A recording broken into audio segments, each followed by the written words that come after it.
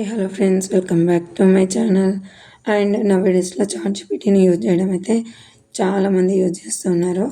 మెయిన్గా image generate చేయడం కోసము, కంటెంట్ క్రియేట్ చేయడం కోసము మనం చాలా డేటాని అయితే మన పర్సనల్ డేటాని కూడా దానికైతే ఇచ్చేస్తున్నారు.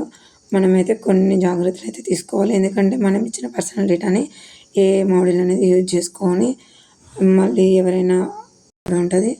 కాబట్టి మనం జనరేట్ చేసుకోవడం కోసం ప్లస్ సింబల్ ఇచ్చేసి మనం ఫొటోస్ కానీ ఇచ్చేసి మనము ఫోటో జనరేట్ అనేది చేసుకుంటాం కదా ఇమేజెస్. అలాంటప్పుడు మనం ఎలా సెక్యూర్గా ఉంచుకోవాలో చూద్దాం. పైన మనకి స్క్రీన్ పైన లెఫ్ట్ సైడ్ టాప్లో రెడ్గా ఉంది చూడండి, అక్కడ కనిపిస్తుంది కదా, ఆ 3 డాట్స్ మీద క్లిక్ చేస్తే మనకి డౌన్లో రైట్ సైడ్ మనకి చిన్న ఐకాన్ అనేది కనిపిస్తుంది. అది మన మెయిల్తోటి ఓపెన్ అయిన ఐకాన్ కనిపిస్తుంది. దాని మీద క్లిక్ చేసినట్లయితే మళ్ళీ చూపిస్తుంది చూడండి. క్లిక్ చేస్తే మనకి ఇలా చూపిస్తుంది. పైకి రోల్ చేస్తూ ఉంటే డేటా కంట్రోల్స్ అని చూడండి.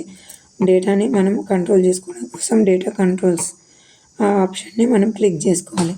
మనం ఇచ్చినటువంటి ఏ డేటాను కూడా బయట ఏఐ అనేది మోడల్ అనేది యూజ్ చేయకుండా ఉండడం కోసం ఆఫ్లో ఉంచుకోవాలి. నేను ఆఫ్లోనే ఉంచుకున్నా, మీకు ఒకసారి ఆన్ చేసి చూపిస్తే చూడండి. ఇప్పుడు ఆన్లో పెట్టిన మోడల్ ఫర్ ఎవ్రీవన్ అని చూడండి. మనం ఇచ్చినటువంటి ఇమేజ్ జనరేషన్ డేటాని ఎవరైనా యూజ్ చేసుకోవచ్చని మనం పర్మిషన్ ఇస్తున్నట్టు. అది ఇవ్వకుండా ఉండాలి అంటే మనం మోడల్స్ ఫర్ ఎవ్రీవన్ అనేది ఆప్షన్ని ఆఫ్లో అనేది కంపల్సరీగా పెట్టుకోవాలి. ఈ ఆప్షన్ ఆఫ్లో పెట్టుకుంటేనే మన డేటా అనేది మనం చాట్‌జీపీటీలో యూజ్ చేస్తున్నటువంటి డేటా అనేది సెక్యూర్గా ఉంటుంది, పబ్లిక్గా వెళ్ళదు. ఏఐ కూడా మన మోడల్స్ అనేది యూజ్ చేయదు. యాప్లో అయినా సేమ్ అండ్ క్రోమ్లో యూజ్ చేసిన సేమ్ ప్రాసెస్. క్రోమ్లో అయితే సెట్టింగ్ ఉంటుంది, సెట్టింగ్లో డేటా కంట్రోల్ అవి సేమ్.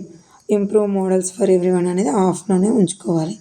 ఇది అనేది ప్రతి ఒక్కరు అనేది చాట్‌జీపీటీ యాప్ ఉన్నా సరే, క్రోమ్లో అయినా సరే ఈ ఆప్షన్ అనేది ఆఫ్ చేసి పెట్టుకోవాలి. ఈ వీడియో కనుక నచ్చితే లైక్ చేయండి, షేర్ చేయండి. Please subscribe my channel.